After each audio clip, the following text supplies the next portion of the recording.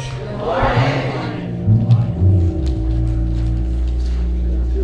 We'll do a little dip. Now, I pray first, that way the ushers can sit down, and then I go hot. Let's bow for word of. All right, son. Let's bow for word of prayer. Dear Father God, we just want to thank you for this opportunity. Thank you for allowing us to be able to come to your house one more time. And then, Father God, we lift up our pastor and we lift up his family. And Father God, we just ask that you would just, you have already touched his body, and we just claim his healing now. And then, Father God, we just ask that you strengthen his wife, his daughters, that they will be everything that he needs. And then, Father God, we thank you for everything that happened in the service today. We thank you for having a new usher, Miss Mimi. God is good. We thank you for the young people on the program. We thank you for our musicians. And Father God, we thank you for the male chorus. Father God, we just ask that all the things that I've written down early this morning, that you will be with me, and so that you would increase so that I would decrease. All these things as in your son, precious name, amen. Amen. I'll tell you, I had to do this longhand based on when I got my mission to make this happen. But there's a couple of things that I will start off with initially.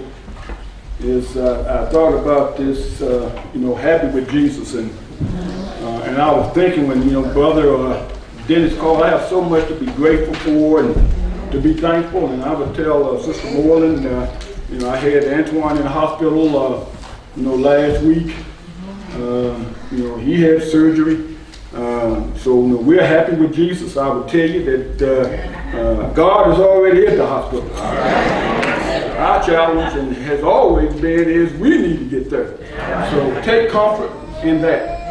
The second thing, and most important thing, when you start talking about leading people, is the issue becomes, if your leader is not there, how well does the organization function in absence of the leader? So I would tell you, without the leadership, so obviously the pastor has done what he needs to do for this thing to go as well as it's going right now. So that's it. And then the last thing that I thought was significant, I thought what Brother Ben was talking about, be ready. And I think another time we talk about it in Sunday school, and I think we have to be very, very careful what we say and what we teach, because in many cases, it really, you got to kind of look back at yourself, and a lot of those things apply to me. So, do I really have a choice to go back in and tell Brother Dennis no? When I teach and tell people you should be ready, then and I will teach you. So what we'll do today, I'll be brief as I can. What I want to talk about is, ask not what God can do for you, but what can you do for God. And I use Romans the 12th chapter, verse number 1, and it reads, I beseech you therefore, brethren, by the mercies of God, to present your bodies as a living sacrifice, holy, acceptable to God, which is your reasonable service. And then the four key takeaways that I would have this morning, number one, would be to imitate Christ.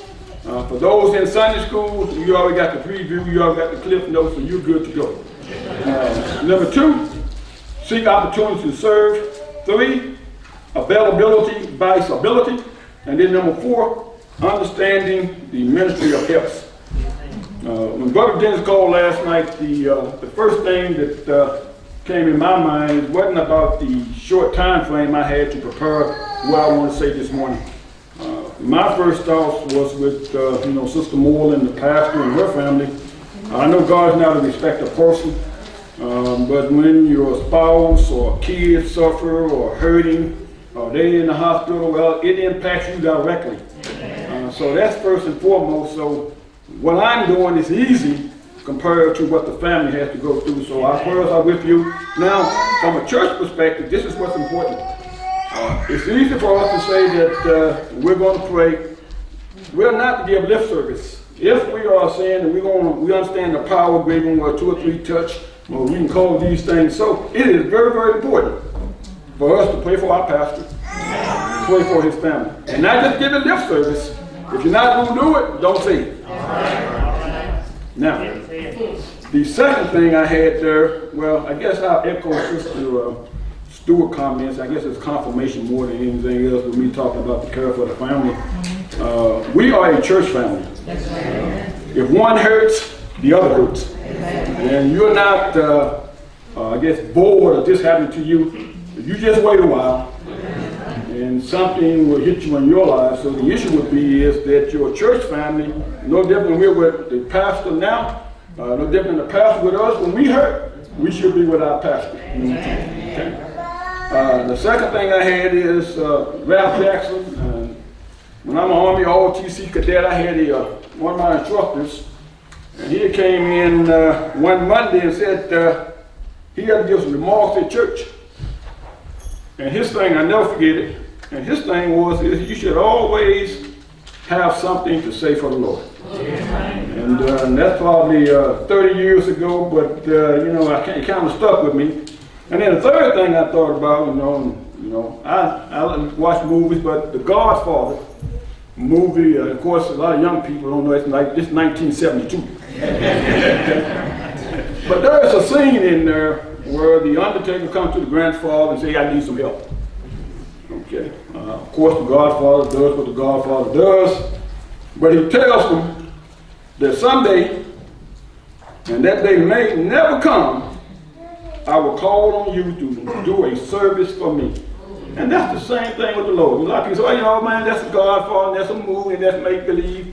The lesson learned is this. And Brother Ben talked about it earlier, is this. Is be ready. We don't have the luxury to say, can you give me a day? Can you give me 2 days? I'll tell the guys in Sunday school, I get a lot of requirements. I have to make things happen in 30 minutes. I think I can get to 8 hours, 10 hours. That's really not a problem. But the issue would be is each and every one of you may be called on at some point in time. Who knows, the person sitting out there now in that pew may be here, up here, giving remarks. It can happen. But the issue for us would be is we have to be in this Bible so that if we call your name, I told Sunday school this is, everybody always said, put me in, coach. Well, if you're not ready to play, shoes not tied, don't know the plays, you can't execute. So the issue for us would be is for us to be prepared in the Lord. Amen. Now, the short timeline for preparation was not a concern or consideration of my decisions to support the pastor in Spring Hill. I believe, as I told you about Romans 12:1, this is my reasonable service. Would it be a shame for me to get up and teach Sunday school, and do all this studying, and someone called me in church and asked me to stand up for the Lord, and I said, well, you know what time it is. Well, I know what time it is too. The challenge for us would be is I consider this my reasonable service. Nothing more, nothing less. I don't consider myself no better than anyone else, but I believe that I have an onus to support my God, my church, my pastor, and the church family. And I take that charge very, very seriously, and I would extend that to you also. Now, from the service aspect, there are 3 events that impact Spring Hill within a 60-day window. 2 external. We had the Martin Luther King celebration in January. We got Black History Month upcoming in February. And then internally, you got the installation of church officers in February. Many will say, what does this have to do with one another? Some will just say, I'm unconcerned, don't have anything to do with me. But there's a common thread for all 3, and that thread is service. John F. Kennedy coined a phrase in his inaugural speech in 1961, and that's a spin-off of what I'm going to talk about today. And so, my fellow Americans, ask not what you can do for your country can do for you. Ask what you can do for your country. To frame my comments this morning, I believe the question should read, ask not what God can do for you, ask what you can do for God. Amen. Now the question would be this: is we always asking God for something. Hypothetically speaking, I would ask you all to consider, when is the last time you asked God, what can you do for him? Okay. And the issue will be this: if you have to think about it a long time, we got a little work to do. Okay. We're always asking God for something. Our issue would be, could you just think about it collectively speaking? We don't have to get to 100% in a short time. Could you imagine if we just did 10% better? Where we can come in and do something. I am here today because I believe that this is what I need to do for God today. Okay? Do we have choices? Yes, we do. I believe God always helps a ram in the bush. If it wasn't me, it'd be someone else. That's how God works. But our challenge would be is, what can we do for God? We always want to be on the receive mode, you know. Okay. Now, I will not tarry long, and I will adhere to the 3 B's: be on point, be brief, and be gone.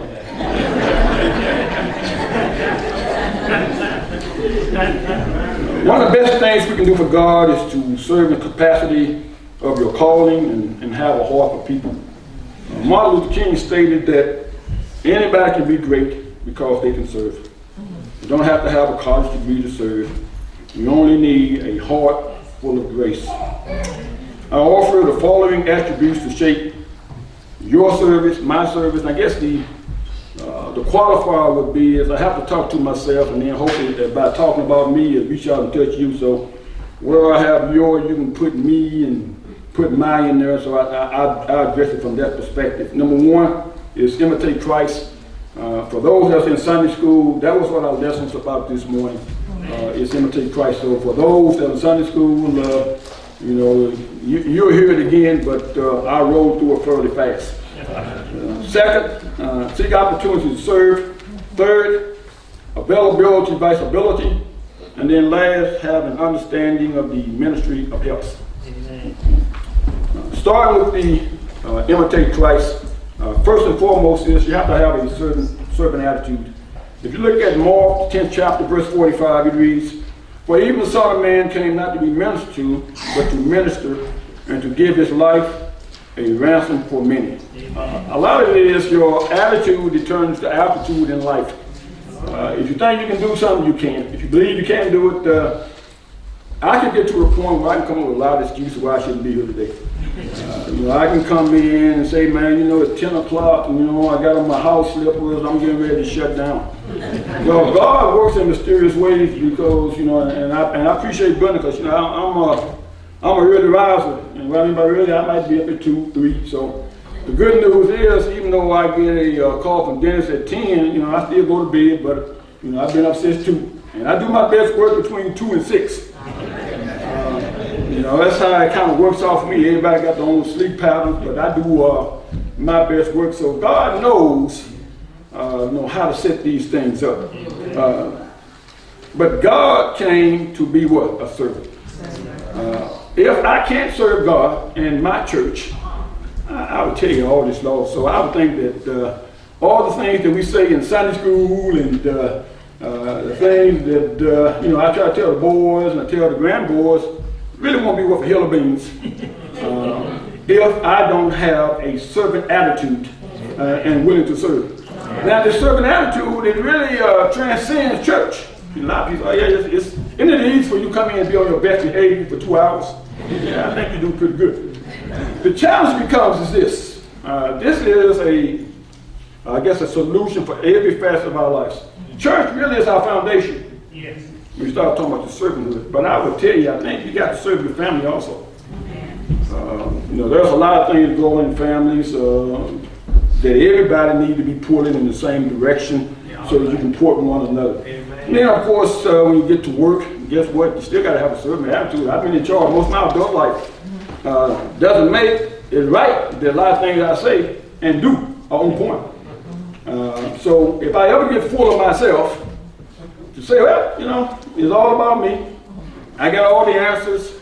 I just need for the execute. I don't need you to come up with ideas. I don't need you to come up with course of actions. I need you to go hot. You gotta have a servant attitude just like Jesus. Second thing I had there is set the example. Unbelievable. Now a lot of people don't think people pay any attention to you. Everything that you do, everything that you say, people watch. They don't keep book on you per se, but they got it. When you talk about setting an example, you look at Jesus, the example Jesus set prior to him going to be crucified. Jesus washed his disciples' feet. Amen. Okay. What I would tell you is, if you're looking for an example, don't look too much to your left or your right. You look at Jesus' example. Because if you focus on Jesus, you'll never fail.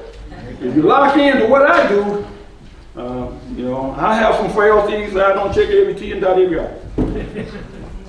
We have to set the example based off of Jesus. Now the question becomes, Jesus is the standard bearer. What I will submit to each and every one of you, we are standard bearers when it comes to setting examples. We are to be where we're supposed to be. We are to do what we're supposed to do. Right? The issue will be this, from a standard perspective. If Brother Dennis called me last night as he did, he don't have to come in and call me this morning. Are you up? Are you prepared? I set the example. Okay. And I would challenge each and every one of you to set the example. Next piece will be this, is your audio and your video have to match. I can't say one thing and do another. Okay. Can't do it. I would tell you, and it goes back to my earlier point, I can't stand before you today and do all the things we talk about in Sunday school and teach Sunday school and tell you these are the things you need to do, and thus said the Lord, chapter and verse. But if you watch my video, I'm doing stuff totally opposite of what the Lord says. Now, why is that important? This is why, and I'm glad you asked. We don't want to be talk about service, be a stumbling block for anyone else to serve. I don't look to my left or right. I don't get into comparison and contrast what he did or she did. I do the very best that I can do because that's my reasonable service. What I do know this, if I set the standard and I live within the standard I set, and I ask people to do things, I don't think they're going to have a problem coming in and doing the things they need to do.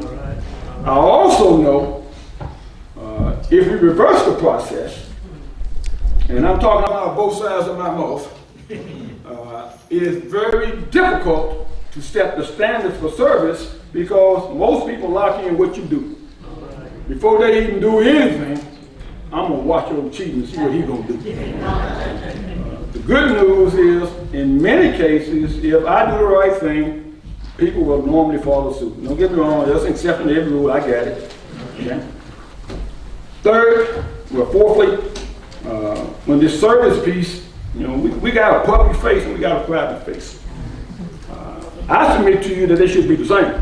A lot of people think they got an on and off switch. We can come to church, I can run down the aisles and say hallelujah and praise the Lord and go home and treat Brenda like she a stepchild. Go to work, all right, flex my muscles because I'm in charge. I don't think that's right when you get to service. I believe that your public face and your private face should be the same. The challenge you have is when you have two different faces, sometimes you forget where you are. And at the wrong time. So the challenge for us would be, when we start talking about service, is let us focus on doing the right thing by God. Colossians 3:23 tells us, whatsoever you do it heartily unto the Lord. You don't have anything about man. You don't have anything about your wife, your husband, kids, dogs, cats. It says to the Lord. And what I do know is this. If I do the right thing by God, I will submit to you is my boss is going to be good. I think Brenda is going to be good. I think the boss will be good. I can't do anything I want to do. When I start talking about service, you know, what's good for the goose is good for the gander. Okay. And then the last thing I had there is, with this example, this boy won't sound off this morning. Have the willingness to endure. When you look at what Christ did for us, and I'm talking about service. And again, we talked about this in Sunday school. You know, I go in the woods, I go hunting, and I go through briars, and I get stuck and things along that line. And I would tell you, I never met a briar that didn't hurt. Can you imagine taking some briars and roll them together and put on your head, and I put pressure on your head? Okay. I shared with the Sunday school class, I know many people have probably hit their hand or thumb with a hammer. Not a good feeling. But can you imagine someone driving nails through your hand? Secondly, you stump your toe. Can you imagine stacking them on top of each other? And we drive a nail through both of them? Jesus suffered a terrible death, but through his service, we now have the right to eternal life. And the issue for us would be is, you know, we don't live in a time where, you know, there are some countries you have to go underground to serve. We live in the United States, you can serve where you want to. You got churches almost every corner. But do you have the willingness to endure? Because life happens. Okay? You keep having birthdays. Things going to happen to you and your family. And that's the way it goes. The issue now becomes, from a service perspective, it goes back to is how do you react when it rains? I would just tell you, put your raincoat on. It's raining, you got to stay inside. Put your raincoat on. Right? All right. Now, and the last thing I had is, as far as imitating Christ, it has to be for the greater good. It can never be about me. Any shape, form, or fashion that you look at, you know, you can't come here and say, look at me, watch me. Okay. I believe that sitting out there, many, many people can do the same thing that I can do right now. Okay. And this is my challenge to each and every one of you. If you don't believe that, you get sick, or you fall off and die, and you see what happens. Isn't it interesting that God's work continues even though people leave? You think about in your job how many people leave jobs. Isn't it interesting that the mission never stops? When I'm in the army and I rotate, and guess what? They don't call me back. They, oh, we can't live without you because you're gone. You got to look at the greater good. And you cannot take yourself too seriously. Okay? It's all about God, never about us. And you look at Philippians 3 and 14, it says, I press toward the mark for the prize of the high calling of God in Christ Jesus. Okay. Secondly, seek opportunities to serve. Okay. I am of the belief that opportunities are present daily. The issue and the challenge now becomes, are you going to engage? You know, you look at the drawdown that we have with the government. Many people are the beliefs, well, you know, man, them guys only been out 2 weeks. They should know how to manage their money. They should have some money. They should have a rainy day fund. Secretary of Commerce said, oh, they go get a loan. Shouldn't we, from a service perspective, I think it was a couple of churches I was telling Sunday school, even here in Knoxville, they had meals for people that were furloughed. They were providing dog food for those that had pets, things along that line. From a service perspective, shouldn't we feel other people's pain and have some empathy by saying, okay, yeah, Cheatham, you should have did better, and woe is you. Wouldn't it be a sad thing? They have a family just like I have a family. Everything that I want to do for my family, guess what? They want to do the same thing. God bless me, that didn't touch me. I'm on the arsenal, it didn't touch me. I can't go walk around now with my chest stuck out and say, oh man, everything's good for the Cheatham family. Well, think about this now. You got over 800,000 people. When you look at the second, third order effects, you're talking about millions of people are impacted by a shutdown.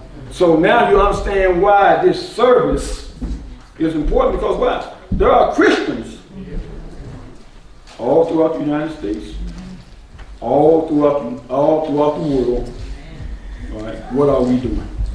So this service thing, you just can't come in and you kind of take it for granted. And well, I'll tell you what I'm going to do is I'm going to wait for somebody else to do something.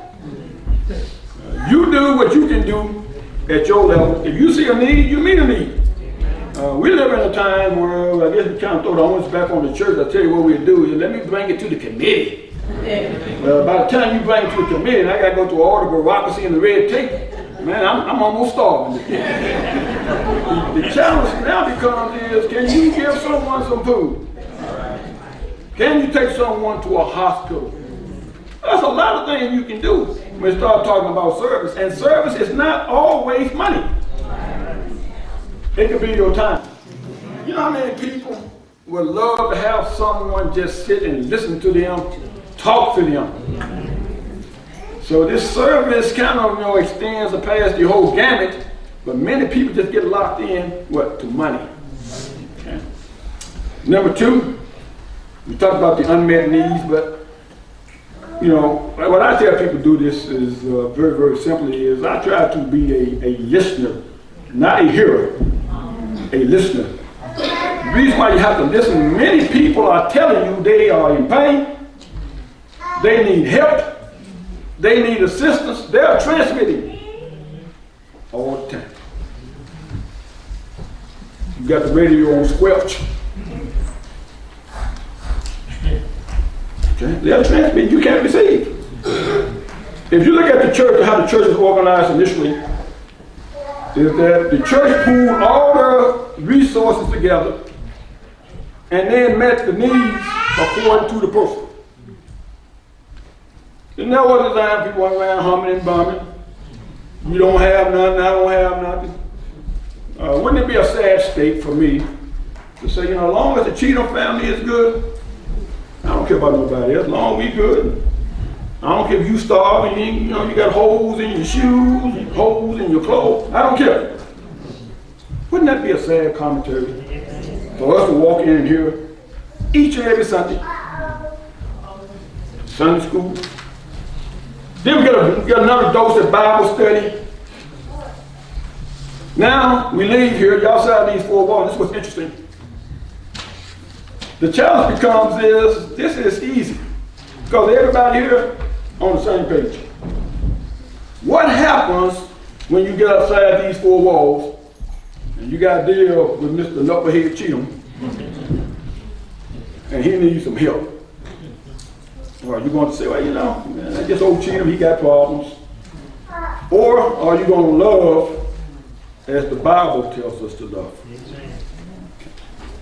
Number three, avoid qualifying service.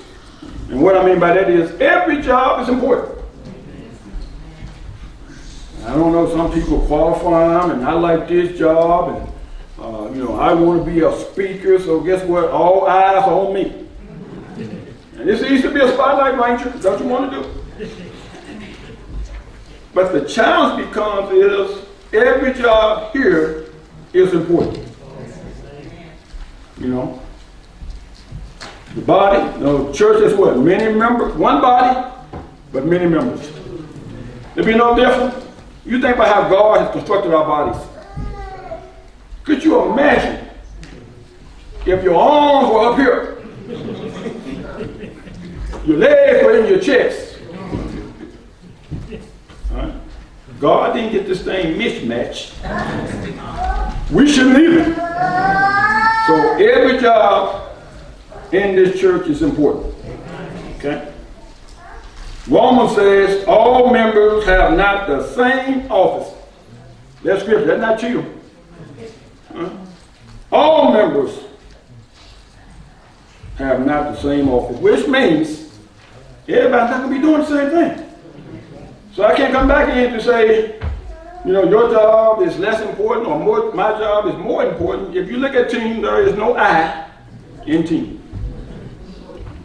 And then the last thing I had there is for these seeking opportunities is I don't get into comparison and contrast. I have enough on my plate to take care of me and mine. I do the best job that I can do to the best of my ability. I don't get in here watching who did what and how many, you know, no different. I don't lock in how many times I have to usher in a month. If I have to usher 5 times in a month, then guess what? I usher 5 times in a month. I'm not going to go back in and say, well, what about it? What usher said? They ain't got nothing to do with me. Okay.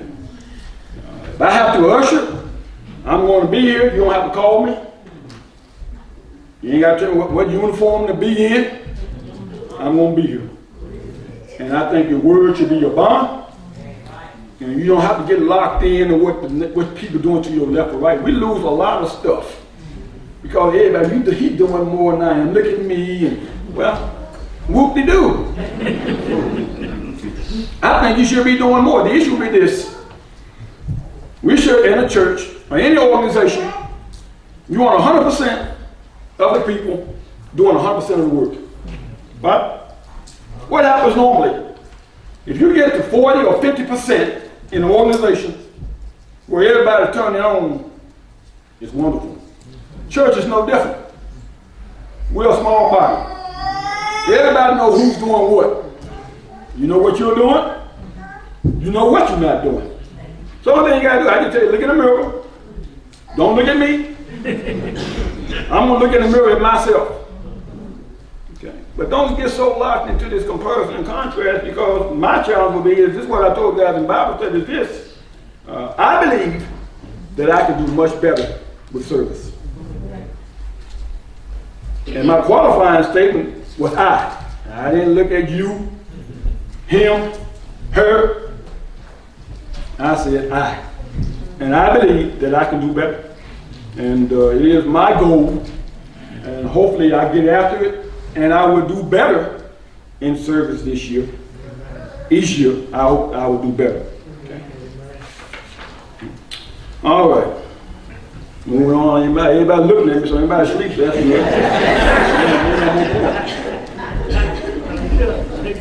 the next thing I would tell you is you got to look at availability or vice ability. Okay? I believe right now, and I said earlier, is there are people looking at me right now to do a better job than I'm doing right now. Right now. It's never an issue of availability. It's an issue of correction. It's not an issue of ability, because everything we need, God has put it in this body for us to function.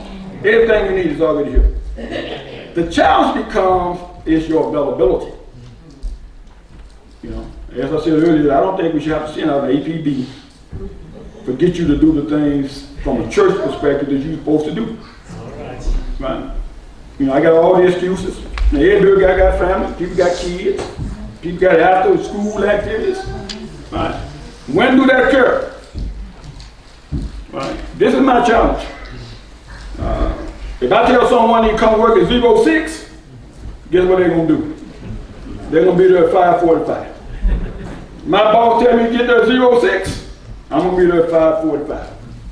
When it comes to service in church, it's Sunday, I had a long week, I need to sleep in, yada, yada, yada, yada, yada. We have chosen to use Sunday as our day off. From God. Interesting. If it rains, you get cold. It's kind of cold out there today. Last time I checked, we got heat.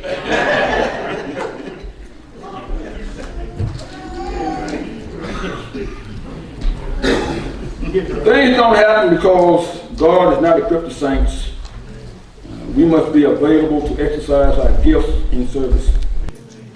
There was a discussion in heaven about who was the greatest general in United States history. Of course, they went back and they looked at George Washington, you know, the first president. Some looked at Ulysses S. Grant, and of course we got Robert E. Lee on the Confederate side, and we got Dwight Eisenhower, and you know, being in charge of NATO, ended up being the president. Patton. You look at MacArthur. God looked over in the corner, and there was a Sergeant E5 standing there. And God said, you see that guy standing over in the corner? That was the greatest general, but he chose not to be. Okay? You have the ability. The issue is your availability. Right? If you're already there, you can discard the majority of things that I said. If you're not there, and I'm telling you, I can't speak for no one else here, I got some things that I need to do and I need to do better. I can do a lot of things better. And I'm just gonna be honest with you. You know, for me, sir, this is a challenge because I like to hunt. Okay? The only way that I'll be able to do better is I'm gonna have to give up some Saturday is to go hunting. You have to be honest with you. That's what I like to do. The only way that I can do better is I'm gonna have to miss some Saturdays hunting. You know, what happens at church? Most meetings are on what? Saturday. Right? Most meetings are what? Early. I leave the house early. Tell you mean I'm already in the woods. So for me to do better, I have to give something, I have to sacrifice so that I can serve. And that's something I've already identified, something I need to work on, and that's something that I do better on. Okay? Last thing I had was the ministry of helps. What I will tell you is when Bill and I was in Kuwait, I think this is like 96, our pastor taught us for a month at Bible study on the ministry of helps.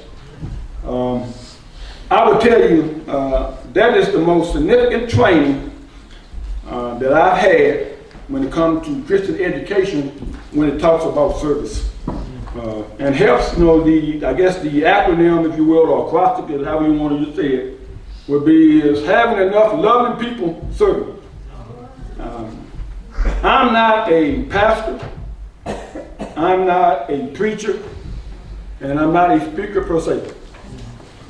What I will tell you is this, is I understand the ministry of helps. I am operating right now in the ministry of helps. I'm helping our pastor, I'm helping our congregation, but I can't get ahead of myself and say it's all about me. It helps. Right? I would tell you, I'm not a singer. I can make a joyful noise, but I'm not a singer. Right? You know how much damage I can do.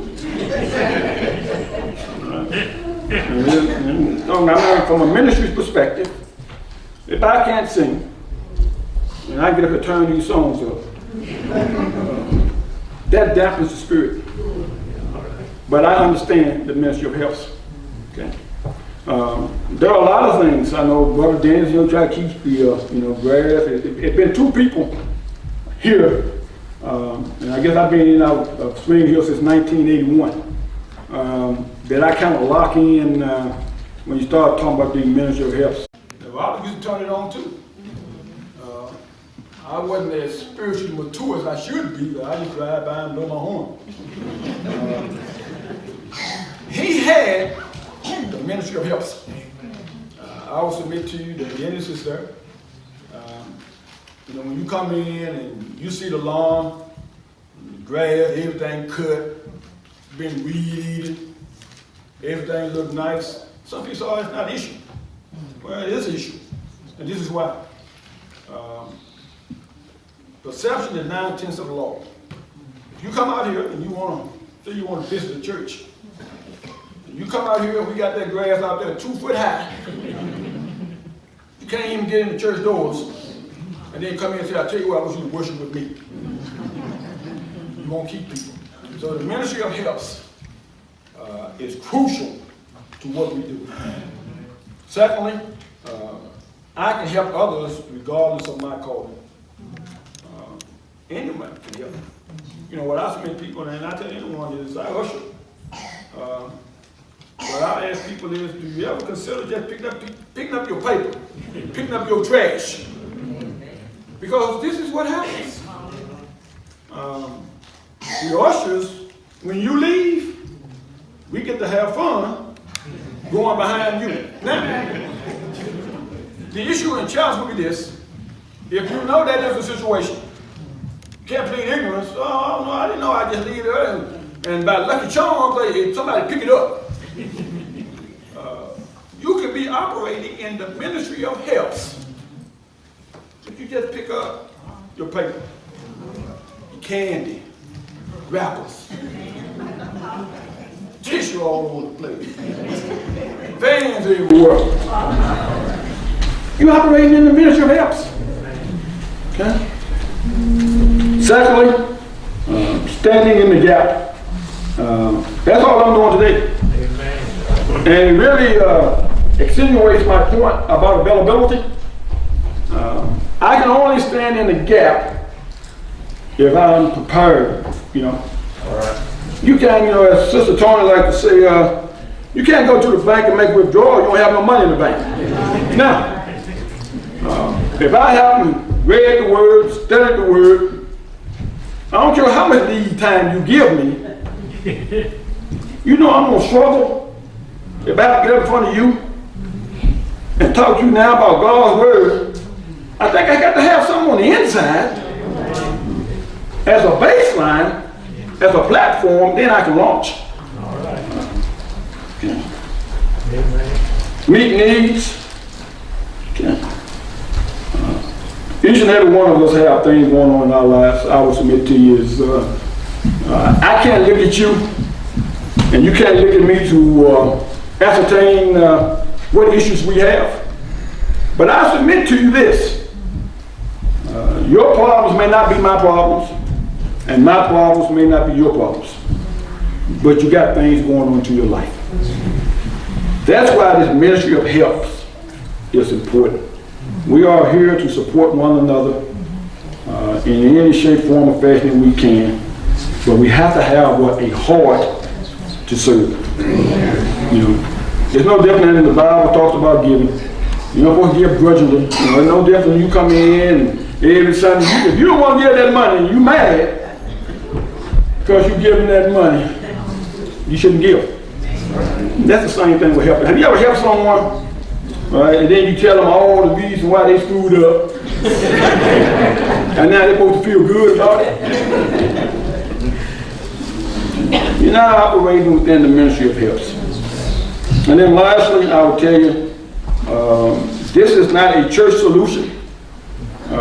This is a family solution, and it's a work solution.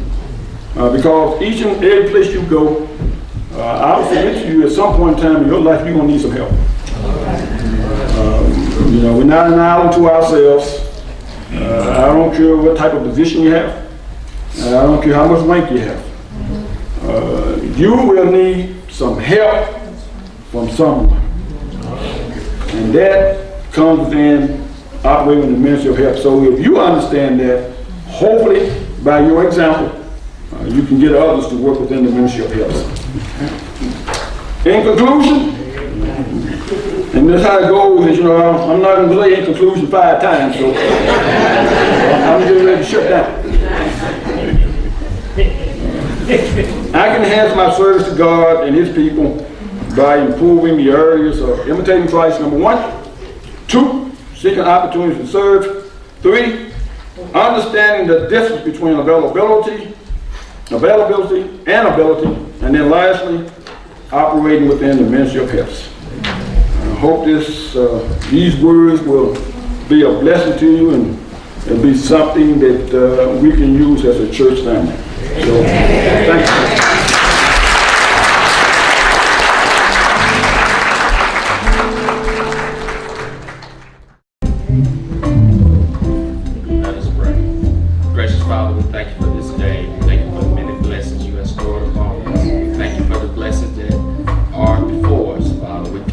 healing